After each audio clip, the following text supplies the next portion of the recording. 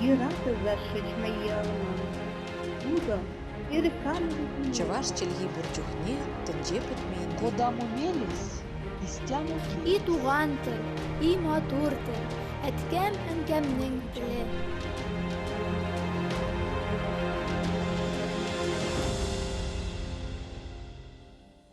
Исәнмесез, сез Татарстан 24 каналында туган тел тапшыруын карыйсыз. Сезнең белән мин Гөлүсә Сынгатуллина. Бүгенге тапшыру татар киносы тарихы, татар телендәге фильмнар, Казан халыкара мөселман киносы фестивале хакында. Татар киносы тарихы 20-нче йөз башына барып тоташа. 1908 елдан башлап Казанда һәм Казан губернасында, Күкмарада, Чистайда меценатлар үз акчаларына кино күрсәтү заллары, биналары төзи башлыйлар. Аларда чит ил кинолары да, Россия кинолары да күрсәтелә. 1917 елда Казанда кинематография хезмәте берлеге, 1924 елда Татар кинематография берләшмәсе төзелә. Аны кыскартып кино дип йөртәләр. Аның төп вазифасы кино төшерү һәм кино хезмәткәрләре кадрларын әзерләү була. Шушы урында татар киносының бүгенгесенә әйләнеп кайтыйк һәм Казан халыкара мөселман киносы фестивале хакында сюжет карап үтик. Казан халыкара мөселман кинофестивале быел 17-нче тапкыр үткәрелә. Шара Татарстан президенты Рөстәм Миңнеханов тарафыннан да яклау тапкан. Фестивальнең инде 2 дистәгә якын вакыт үткәрелеп килүе аның абруе, дәрәҗәсе хакында сөйләүче бер фалдыр. Фестивальнең бәйгесендә, төп бәйгесендә быел 14 фильм катнаша.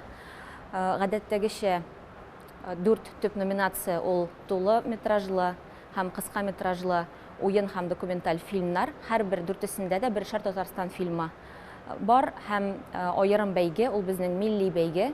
Татарстан режиссерлары төшергән яки Татарстан турында фильмнар катнаша ул бәйгедә. Әлеге номинациядә барлыгы 10 фильм катнаша. Һәр фильмны катнашучылар үзләре, ягъни төшергән режиссерлары, сценарист, композиторлары, актерлар төркеме тамашачыга тәкъдим итә. Соңыннан алар белән очрашу уздырыла, биредә кызыксындырган соравыңны бирергә дә мөмкин. Быелгы 17-нче бу кинофорумда 45 илдән 584 кино эше тәкъдим ителде. Аларның инде 50-се шушы төп бәйгегә керде. 5 номинациядә 10 фильм, калганнары бәйгедән тыш программа өчен сайланып алынды. Сайлап алу комиссиясендә 3 эксперт һәм шуны әйтергә кирәк, алар быелгы фестивальгә тәкъдим ителгән Татарстан фильмнарын бик югары бәяләде. Алар теге булмаганда ярый инде дигән принцип белән түгел, чыннан да аларны тиешенчә бәяләп, сыйфат ягыннан да югары бәяләп, шулай итеп сайлап алганнар. Катнашучыларның бигрәк тә яшь буынның туган татар телебездә фильмнар төшерүе, әсәрләрен халыкара дәрәҗәдәге кинофестивальләрдә тәкъдим итүе, алар белән бер рәттән беренчелек өчен көрәшә алуы аеруча да күңелле күренеш. Билгеле инде Татарстан фильмнарында элек-электән үк ул шундый бер гадәт, традициягә әйләнгән. Татарстанда яшәүчеләр, шәхсән Казан халкы бик нык яраталар анда йөрергә һәм анда ажиотаж шактый зур. Тарих битләрен барлауны дәвам итәбез. Беренче татар фильмы 1926 елда барлыкка килә. Әгерҗедән яшь партия хезмәткәре Абдурахман Шакиров сорауы буенча танылган кинодраматург Натан Зархи Булат Батыр фильмы сценарийын яза. Пугачев восстаниесе турындагы әлеге фильмның режиссеры Юрий Тарич була. Булат Батыр фильмы Кремльдә Казансу ярында төшерелә. Бу Савкино һәм Таткино киностудияләренең беренче уртак эше. Сүз уңайыннан фильмның режиссеры һәм консультанты Каюм Поздняков соңрак беренче профессиональ татар кинорежиссеры буларак таныла. Казанда беренче документаль фильм 1930 елда төшерелә. Татарстан 4 елга иле дип аталган бу фильм Татарстан автономияле Совет Социалистик Республикасының 10 еллыгына багышлана. Төп сценарий авторы Сергей Ермоленский. Фильмны 2 төркем төшерә. Беренчесе режиссер Михаил Вернер һәм оператор Константин Венц. Икенчесе яшь режиссер Александр Дубровский һәм оператор Николай Аннощенко. Кинорежиссер ассистенты Каюм Поздняков була. Кинофильмга музыканы күренекле татар композиторы Салих Сәйдәшев яза. Беренче тулыметражлы әлеге документаль фильм Бөтен Советлар Союзы буенча тарала. Үткән гасырның тарих битләрен ябып, бүгенге көнгә күзәтү ясауны дәвам итик. Быел Мөселман кинофестиваленә дә тәкъдим ителгән зур ажиотаж уяткан фильмнарның берсе язучы-драматург Мансур Гыйләҗев әсәре буенча режиссер Илдар Ягафаров төшергән «Исәнмесез» фильмы аерым игътибарга лаек. Премьера вакытында фильм күрсәтелгәннән соң, аны күрергә килгән тамашачылар берничә минут туктамый, дәррәү кул чапканнар. Мин өнсез калдым. Мин ышанмый тордым. Мәйтәм, ничек соң бу корал тамашачы ничек дәррәү кул чаба, аяк үрә басып озак кына кул чаптылар. Һәм ишемнән сөендем. Киноны төшергән вакытта, беләсез, миндер сәхнәне төшерәләр дә, режиссер бер дубль ясый, икенче дубль ясый, өченче дубль ясый. Аннары есть дигән сүз әйтә, бар дигән сүз әйтә ул менә. Чөнки ул кадрда күрә актерларның мөнәсәбәтләрен, геройларның мөнәсәбәтен һәм аңа кирәкле кичерешләрне күргәннән соң, ул бар дигән сүз әйткәннән соң башка дубльләр төшерелми. Менә шушы алкышлардан соң, тамашачының шушы реакциядан соң, мин ишемнән уйлап куйдым, Аллага шөкер, кино бар. Һәм бу фильм халыкның күңеленә керәчәк, иншалла. Зөлфия ханым «Исәнмесезнең» төшерү коллективы уникаль дип саный. Шуңа да фильм югары дәрәҗәдә төшерелгән. Тамашачы да аны яратып кабул иткән. «Исәнмесез» кинофильмы аны кыш көне 5 көн төшерделәр һәм җәй көне 23 көн тулысынча булды. 1 ай якынга вакыт алды инде бу киноны төшерүләр. Мин беләсез нәрсә әйтергә телим. Ниндер бик бөек кеше әйткән булган. Бай кешедән сораганнар. Алып атыгыз минем булган бөтен акчаларымны, бөтен бизнесларымны, бөтен булган бай тормышымны һәм калдырыгыз миңа шушы кешеләремне, шулар белән байыган кешеләремне. Менә «Исәнмесездәге» эшләгән команда, эшләгән кешеләр шуның хәтле булдыклы, талантлы һәм кирәкле булып чыкты шушы фильм өчен. Минемчә, менә ул бик күп кешеләрнең күмәк уртак эшебез. Менә аның нәтиҗәләре, җимешләре менә шундый матур фильмга әверелде. Шуннан да фильмның исеме үзенчәлекле, колакка чорналып, күңелгә кереп кала торган. Аңа ни сәбәпле «Исәнмесез» дигән исем бирелүе хакында да сорамый кала алмадым. «Исәнмесез» дигән сүзнең фильмның эчендә тарихы ачыла. «Исәнмесез» шул Иван Грозный татарларны чукындырганнан соң инде имеш, шул килгәннән соң татарлар качып беткән булалар һәм очрашкан кешеләр, очрашкан кешеләр, качып йөргән кешеләр, алар бер-берсенә сорау биргәннәр. Сез исәнме? Исәнмесез? Менә шул кешеләрнең очрашып «Исәнмесез» дигән сүзләрбез, аннары безнең татар халкында шул исәнләшү сүзенә әверелгән инде ул. Шуңа күрә аны язганда да «Исәнме? Сез» дип аерып язабыз без кинофильмның исемендә. Татар киносы юк дигән сүзләрне еш ишетергә туры килсә дә, аның гасырдан артык тарихы бар.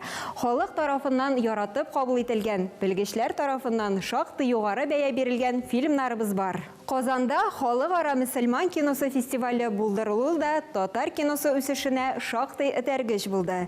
Әле узган атнада гына Казанда шаулап беткән кинофестивальнең тарихы 2004 елга барып тоташа. Беренче фестиваль Алтын мөнбәр исеме астында Мәскәүдә үтә. 2005 елда Россия мөфтиләр шурасы, Россия Федерациясе мәдәният һәм кинематография федераль агентлыгы, Татарстан Республикасы президенты ярдәмендә Татарстан Республикасы Мәдәният министрлыгы инициативасы белән фестиваль Казанга күчерелә. Шуннан бирле ул елда Татарстан башкаласында үткәрелә. 2009 елга кадәр Алтын мөнбәр исемен йөртә. Кинофестиваль елдан-ел үсеш ала, географиясе киңәя, фильмнар исемлеге байый бара. Біз хәзер Казанның Константиновка бистәсе Бишек урамында. Әлеге минутларда шушы йортларның берсендә яңа татар фильмына жан өрелә. «Исәнмесез» фильмында төп рольләрнең берсен уйнаган Зөлфия Вәлиеваны да биредә тотып алдык. Милли кино турында гәпләштек. Без киноны карыйбыз кемнең күзлегеннән? Оператор күзе белән. Шулай бит, оператор кадр туплый һәм кешене күрә. Безнең искиткеч талантлы оператор Рафик Галиев Мәскәүдән килде. Ул хәзер зур фильмнар төшерә, зур проектларда эшли һәм вакыт табып biz аны үзебезгә булдырдык. Илдар Ягафаров, Илдар Рашитович, аның белән беренче генә кинофильм түгел, ул аның белән Күктауын төшергән иде. Һәм менә шул Күктаудан соң күп вакыт узды. Шушы «Исәнмесез» кинофильмына чакырубыз, ул зур уңыш. Рафикның безнең площадкада булуы ул беренчесе. Аннары бөтенләй икенче дәрәҗәгә күтәрелде безнең кинофильм тулысынча композитор белән. Композитор безнең Рәсим Фасыйхов. Шуның хәтле байытты ул безнең кадрларыбызны, бөтен фильмның, ничек дип әйтим, фильмның Фильмға жан кертті. Шундай матур музыкалар белән. Фильм барышында халкыбызның милли көйләре дә яңгырап узган, монысы бөтенләй сөендерде. Аннары бик тә урынлы итеп кулланылды. Татар халык әсәрен алып, аялы бик еракта идек без дигән әсәрне алып, аның янына Курайда яздырып, матур итеп баян белән тартып торып, шундый матур итеп инеме. Әзрәк шунда Тамерлан әфәнденең шул исәнмесез дигән сүзнең каянчы килеп чыкканын сөйләп китә ул. Бер тарихи вакыйганы искә төшереп ала, шул вакытта шул моментны кулланып алдым инде. Ай булып, темасын шулай Курайда алып, үзем өстән генә җырлап, шулай кулландым. Гомумән ул үзенә күрә бер сәяхәт шикелле, ул шундай әсәрләр язу. Үзәре язу бит инде ул аның да бер үзенә күрә бер кызык урыннары бар. Мәсәлән, сүз биреп, сүзгә карап көй язарга була. Ире киресенчә, мәсәлән, башта музыкаль әсәр языла, шул әсәргә карап фонеманы мәсәлән яздырасың, шул фонемага нигезләнеп, уже шигырь язып, шулай җыр тула бит инде, шунда хит туларга можно. Ә монда инде гомумән геройга карап инде аның сулышында карыйсың, аның әйтер сүзендә карыйсың, аның менә психологиясын карыйсың, башка кеше белән шул интонациясына карап, аның аралашуына, диалогына карап, шулай ниндидер инструмент белән итәсең инде, шулай поддержка була үзенә күрә. Режиссер Илдар Ягафаров исә эш процессыннан ләззәт алуын, актерлардан да, төшерү төркеменнән дә канәгать булуын белдерде. Некоторые говорят, вот у нас актеров нет, они у нас театральные. Я вот говорю, встаньте со стула и не пытайтесь только в Казани их искать. У нас 34 муниципальных театра. Идите в регионы, ищите актеров. У нас, по-моему, 7 или 6 театров работает. И Нижнекамские, Челны, и кого только нет. В общем, мы актеров искали, новые лица, и мне кажется, это сработало. То есть у нас нету тех актеров, которые из сериала в сериал ходят. Илдар әфәнде фильмын туган телебездә төшерә алу белән аеруча да горурлана. Шул хакта канатланып сөйләде. Но зритель просто ждал татарскую картину, он очень сильно соскучился. Ему всегда не хватает среди огромного количества съемок в Татарстане чего-то родного своего. Мы, режиссеры, вообще съемочные группы, немножко заигрались в желание там победить российское кино и сделать здесь что-то очень подобное. Я всегда об этом говорю. Там талантливых режиссеров намного больше, и не надо кривляться. У нас нужно создавать свое татарстанское, а если уж честно, татарское кино. Төрле елларда Казан халыкара мөселман киносы фестивалендә катнашкан һәм халык күңелен яулаган кайбер татар фильмнарына тукталып үтик. 2008 елда төшерелгән «Өч аяклы ат» фильмы Алтын мөнбәр мөселман фестивалендә югары бәяләнгән иде. Режиссеры безгә күп кенә татар фильмнары аша таныш булган Нурания Җамали. Күпләр аның «Китәм димә», «Ялан аяклы кыз», «Ерактагы йолдызым», «Язмышлардан узмыш», «Юк» һәм башка фильмнары аша яхшы белә. «Өч аяклы ат» әсәре авыл тормышына багышланган. Вакыйгалар үткәннәрне искә төшерү белән үрелеп бара. Анда сугыштан соңгы еллардагы татар авылы, аның гади, эшчән, әмма авыр сынауларга дучар ителгән кешеләре сурәтләнә. 2010 елда дөнья күргән Бибинур нәфис фильмы 6-нчы халыкара мөселман киносы фестиваленең «Йөзек кашы» гран-при иясе. Соңрак ул 14 кинофестивальдә, шул исәптән халыкара проектларда катнашып, призлы урыннарга лаек булды. Продюсер Светлана Бахараева, режиссер Юрий Фитинг, сценарий авторы Мансур Гыйләҗев, Аяз Гыйләҗев әсәрләренә нигезләнеп, рәссам Булат Гыйльванов, тавыш режиссеры Игорь Сизенко катнашындагы иҗат төркеме төшергән Бибинур фильмы мөселман кинофестиваленең 2 номинациясендә җиңү яулаган иде. Бибинур ролен башкарган Татарстанның халык артисты Фирдәүс Әхтәмова иң яхшы хатын-кыз ролен башкаручы дип табылды. Габдрахман Әбсәләмов романы буенча төшерелгән 10 сериялы «Ак чәчәкләр» фильмы 2015 елда Татарстан Республикасы телләрен саклау дәүләт программасы кысаларында Татарстанның фән һәм мәгариф министрлыгы ярдәме белән төшерелде. Фильмның максаты бүгенге җәмгыятьтә табиб һөнәренең дәрәҗәсен күтәрү. Фильмның продюсеры Миләүшә Айтуганова, режиссеры Ренат Әюпов, операторы Алмаз Нургалиев. Исәнмесездән тыш Казан мөселман фестиваленә тагын 2 татар фильмы тәкъдим ителгән иде. Берсе Булат Минкинның «Бер үзе» фильмы булса, икенчесе Алмаз Нургалиевның «Җиде утрау арасында» дип аталган әсәре иде. Халык аның фильмында бик ошаткан. Фильмны төшергәндә күзаллыйсың, менә бу фрагментны куйсаң, ничек итеп халык кабул итер микән, мәсәлән, көлепме, ялапмы. Икенчесен куйсаң ничек була. Һәм мин күзаллаган нәрсә барып чыктыдыр дип уйлыйм инде. Халык көләсе җирдә көлде, елысы урында елады һәм тулайым фикер дигән нәрсә бар. Кешене караган кешене уйландырсын иде әлеге әсәр дип уйлыйсың. Ышанып каласы килә, уйландыргандыр. Тел, мәдәният, сәнгать кебек темаларында читләтеп үтмәдек. Алмаз әфәнде туган телне саклап калу мәсьәләсе турында да фикерен белдереп узды.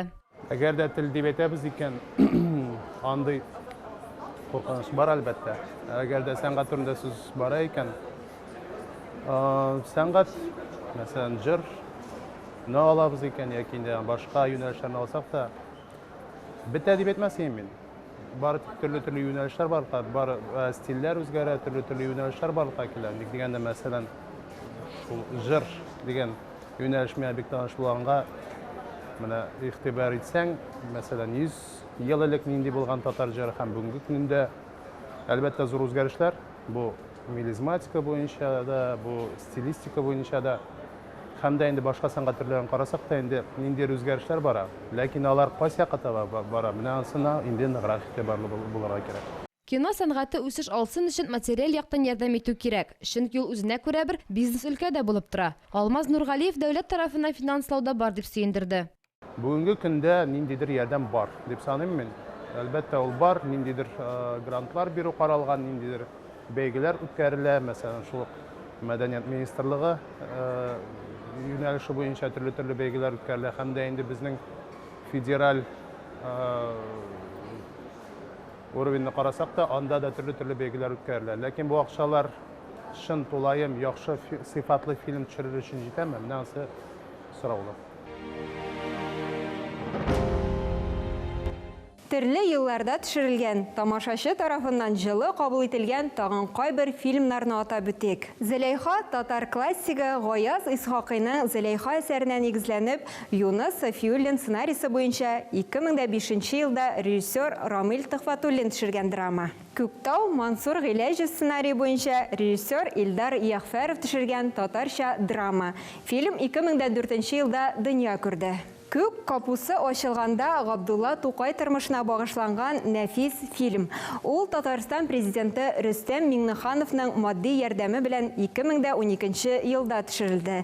Режиссеры Фәрит Дәүләтшин, сценарий авторы Рабит Батулла. Югалту 2012 елда Гадел Хайров сценарий буенча режиссер Илдар Яхфәров төшергән фильм милли үзаңның, телнең, туганлык хисләренең бетә баруы хакында. Әпипе 2020 елда прокатка чыккан әлеге беренче татар мюзиклының режиссеры Илшат Рәхимов. Фильмда татар эстрадасының танылган артистлары катнаша. Татар киносы хакында сөйләшә башлаганбыз икән инде, халык күңелендә уелып калган, үз урынын тапкан ялан аяклы телесериалына да игътибар бирми кала алмадык. Кызганыч, аның режиссеры Нурания ханым Җамалине тота алмадык, ләкин төп рольләрнең берсен башкарган Асылъяр белән очрашып сөйләштек. Беренчедән, ялан аяклы кыз сериалында, гомумән аның фильмында һәр нәрсәдә үз урынында. Аның идеясы да, аның сценарийсы, аның режиссурасы һәм әлбәттә аның актерлары. Дөрес сайланылган актерлар. Бөтенесе дә менә шушы бөтен факторларның берләшүе ниндидер бер матур картина тудырды. Һәм тамашачы да ул елларны ниндидер бер кытлык бар иде, ул менә шундый фильмнарны күрәселәре килә иде. Шундый бер бушлык бар иде. Менә шул бушлык та тулды. Асылъяр үзе Дилбәр исемле 11-нче сыйныф укучысын уйный. Аның әнисе вафат. Әтисе кабат өйләнеп, өйгә үгияне алып кайта. Шибәр кызга мәктәптәге әллә ничә егет гашык. Ләкин Дилбәрнең йөрәге Саматны күптән сайлаган инде. Дилбәр ролен уйнау авыр бирелде дип әйтә алмыйм. Билгеле бер сәхнәләре авыррак булды инде, чөнки тамашачыны берничек тә алдап булмый. Әгәр дә син шул фильмда булган хәлләрне үзең аркылы үткәрә алмасаң, күз алдына китерә алмасаң, аның никадәр дәрәҗәдә үзәк бәгырьләренә үтеп, менә кешене тетрәнергә мәҗбүр итә торган икән, бирергә тырышмасаң, сүз ятлап, бары тик ниндидер бер актерский гына итеп кыланып кына уйнасаң, аны барып җитмәс иде.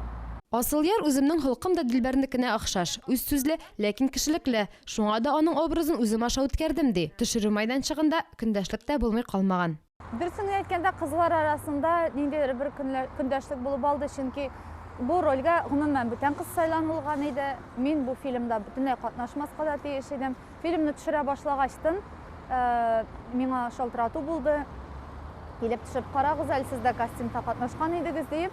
Шуннан мин уже съемка башланган җиргә барып, берничә эпизод минем белән төшереп карадылар да, нәтиҗәдә мине алырга булдылар. Әлбәттә, баштан Дилбәр ролен уйный башлаган кызның да миңа үпкәсе калгандыр, ләкин монда миннән генә дә тормый иде. Әйтәм бит, мин гомумән фильмга кермәгән идем. Киләчәктә кинода төшү буенча тәкъдимнәр килсә, Асылъяр теләп ризалашачагын белдерде. Ләкин башта сценарийны карап чыкмый булмас ди. Милли кино яшәр дигән өмет зур. Моны яшь режиссерларның үсә баруы да тагын бер кат дәлилли сыман.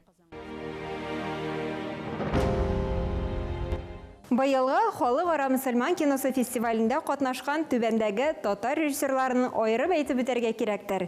Исәнмесез фильмы белән Илдар Яхфәров, бер үзе фильмы белән Булат Минкин, Җиде утрау арасында документаль фильмы белән Алмаз Нургалиев. Шушының белән тапшыруыбыз ахырына якынлашты. Татарстанда кино сәнгате кечкенә генә адымнар белән булса да алга бара. Халык өчен, милләт өчен мөһим булган темалар күтәрелә. Яңа әсәрләр, яңа геройлар, яңа исемнәр туа. Алга таба татар киносы үсешенә уңышлар, яңа мөмкинлекләр телибез. Сез Татарстан 24 каналында туган тел тапшыруын карадыгыз. Бүгенге тапшыру татар киносы тарихы, татар телендәге фильмнар, Казан Халыкара мөселман киносы фестивале, татар кинорежиссерлары хакында иде. Сезнең белән Гөлүсә Сыңгатуллина булды. Сау булыгыз, киләсе очрашуларга кадәр.